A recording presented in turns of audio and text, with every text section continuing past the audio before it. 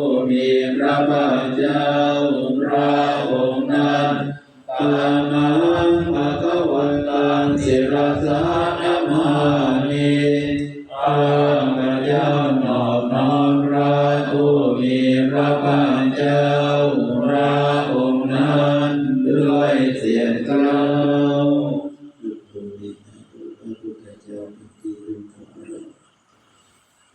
อังคายังธรรมานิทุติกรวันเสงโยโสสวากาโตภะคะวะตาธัมโมพระธรรมนั้นใด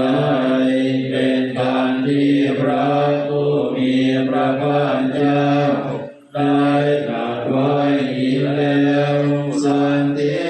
โกเป็นธรรมที่ผู้ศึกษาและปฏิบัติเพื่อเห็นได้ด้วยตนเองนาการิโกเป็นธรรมที่ปฏิบัติได้และให้ผลได้ไม่จำกัดการเยปัสสิโก